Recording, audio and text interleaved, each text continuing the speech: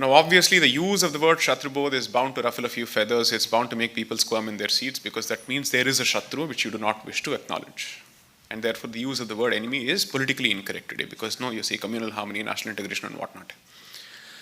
So the idea was to move beyond those platitudes and to be able to at least present facts. And the more I read, now I loop back to the topic, this much was clear, that I will never ever be natamastak before the Constitution. I will not approach it with a sense of religiosity. I will not treat the Veda and the Constitution at par with each other under any circumstances.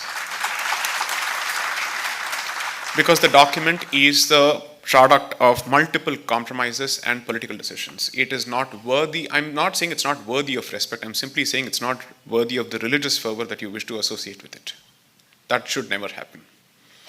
Because then in the process, I think your sandarsh is completely screwed up. Your ability to see things for what they are and your objectivity is completely, it takes a backseat. And the kind of compromises that we made in the course of drafting the precursors to the current constitution, starting from, let's say, the 1919 Act and thereafter, every decision that was taken at a national level in terms of compromises on communal legislations, compromises on communal veto, clearly told me that the Bharatiya society, or perhaps the Hindu society, has accepted that its default mode is the mode of compromise and concession. And that needed to be completely edged out of its DNA. Not edged out of its DNA. So that particular DNA, even if it did not exist, perhaps was given concrete shape to about a century before I was born, which is in 1885. When the platform called the Indian National Congress was created to call members of the Indian Political Union to congregate to discuss the future of this country. The manner in which this particular creature was constituted, it was not a political party, it was meant to be a conference platform. And what were the circumstances, the surrounding circumstances, which led to the creation of this particular entity by the British, with available records clearly shrieking and screaming volumes to this particular effect?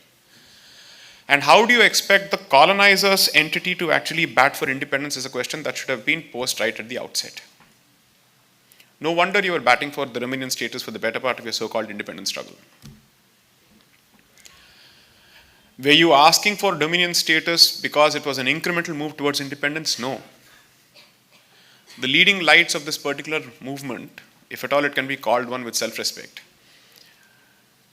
were very clear that the only way Bharat can reform and move to the path of development and whatnot is by riding on the coattails of the empire. This was said as much. And those people who were asking for independence and complete independence were being branded lunatics